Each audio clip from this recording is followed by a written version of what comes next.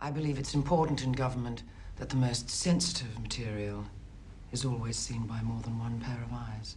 You'll have to explain.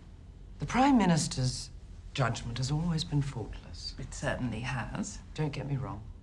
He's a man who's called every major issue of the last 10 years correctly. And you're close to him? I am. I'm very close. I owe him a great deal. He made you acting head of the service. More than that, he protected you. Yes. When you most needed protecting. I'm in his debt.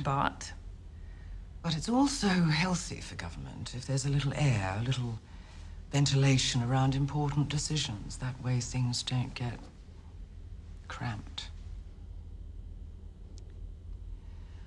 I don't know if you heard about a murder in the Caribbean a few months ago.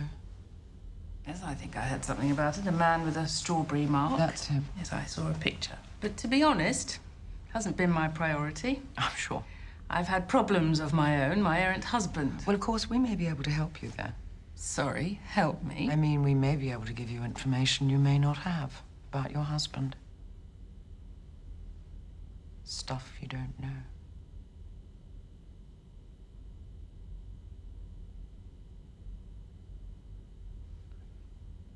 What sort of stuff?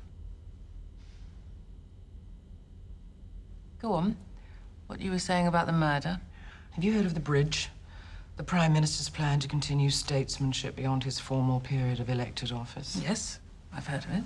Well, it was one of the donors to that project that was killed. Do we know who by? And we've had some questions recently about the project's financing. It's financing? Yes. How it's financed? Forgive me, but I'm going to ask a question because time is short. Oh, by all means. It's this. What's the subject of this meeting? What's the subject? Yes, give me a headline. Say I'm going home this evening in the car or in the bath, and I think I met Jill Tankard today, and we talked about... What? What did we talk about? What was the subject? I've come in to open up a channel. What sort of channel? A channel of communication. To flag up potential trouble. Seems to me any trouble you're talking of isn't for me, it's for Alec. I think it may be. Frankly, Jill, what you're saying doesn't add up to much. Doesn't it? I don't think so. Why not? Because what's the beef here? In his eagerness for a life beyond Downing Street, the Prime Minister may have accidentally befriended some dubious characters. Crooks. So, what he'll do when he leaves government isn't strictly a matter for the government. Isn't it? Maybe not.